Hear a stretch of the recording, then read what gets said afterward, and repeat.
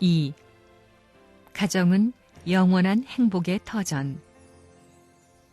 인간 생활에서 어떤 사람을 행복한 사람이라고 할 때 무엇을 기준으로 하여 행복하다고 말합니까? 외적인 어떠한 능력, 권세, 권위를 가졌다고 행복한 사람이라고 할 수 있습니까? 그럴 수 없습니다. 또한 남부럽지 않을 만큼의 돈이 있다고 해서 행복한 사람입니까? 아닙니다. 또 세계적인 지식을 가지고 있어서 세계를 좌지우지할 수 있는 위치에 있다고 해서 그가 행복한 사람이 될 수 있습니까? 결코 그것만으로 사람이 행복한 것은 절대 아닙니다. 어떤 사람이 이만하면 천상천하에 부러울 것이 없다고 행복을 노래한다 하더라도 그런 외적인 것은 행복이 될 수 없습니다. 행복을 찾아가는 조건은 될 수 있지만 행복 그 자체는 될 수 없는 것입니다.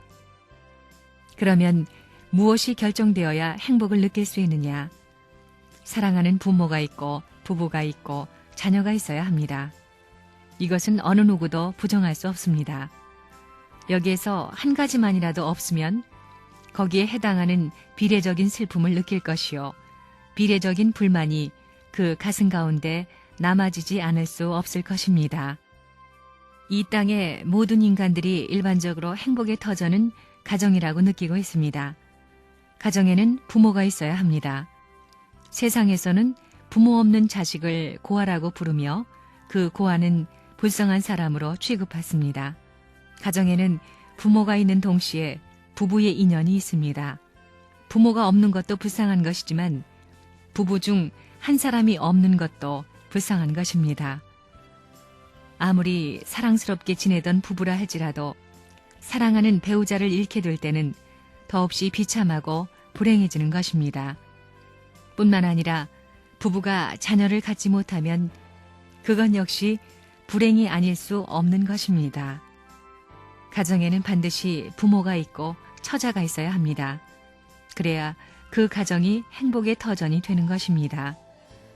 하나님이 인류를 찾아 나오는 목적도 하나님 자신의 행복을 모색하기 위한 것임에 틀림없습니다. 그러기에 하나님 자신이 행복의 터전을 찾아 나오는 데에는 인간을 떠난 자리에서는 그러한 이상이 있을 수 없다는 것입니다. 인간과 더불어 관계를 맺어야 그 일치점을 가져올 수 있는 것입니다.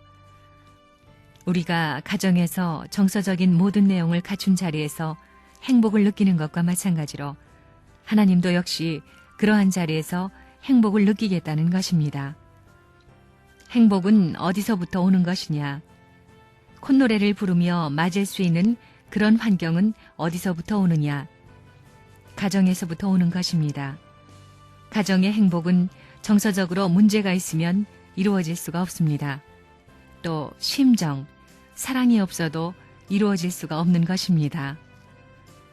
부모 앞에 자녀가 없게 될 때는 부모의 행복은 있을 수가 없습니다.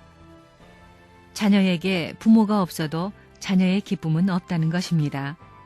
혹은 어떤 남성이 있으면 상대되는 여성이 없어서는 안 될 것입니다. 여성도 마찬가지입니다. 어떠한 부부가 있으면 그 부부의 소원은 그들이 주체와 대상의 관계를 놓고 보다 높은 차원에서 사랑을 유지하는 것입니다. 그리고 부부 앞에는 반드시 자녀가 있어야 합니다.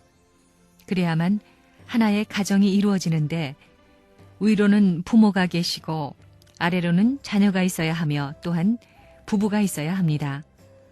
이렇게 하여 하나의 가정은 종과 횡으로 하나가 되어야 하는 것입니다. 그러면 누구를 중심 삼고 하나가 될 것인가? 인간만으로는 불가능합니다. 인간만으로는 보다 높은 가치를 추구할 수 없기 때문에 절대적인 사랑의 주체가 있다면 그 주체를 중심 삼아 부모는 하나 되기를 바랄 것입니다. 거기서 부부와 자녀가 그 주체를 중심 삼아 사랑으로 일체를 이룬 자리가 행복의 자리이며 소망의 자리가 될 것입니다. 모든 것을 하나로 귀결시키고 보다 가치적이요 자극적인 면으로 통과시켜야 하는데 그것은 우리 인간의 사랑만으로는 안 되고 절대적인 입장에서라야 가능한 것입니다.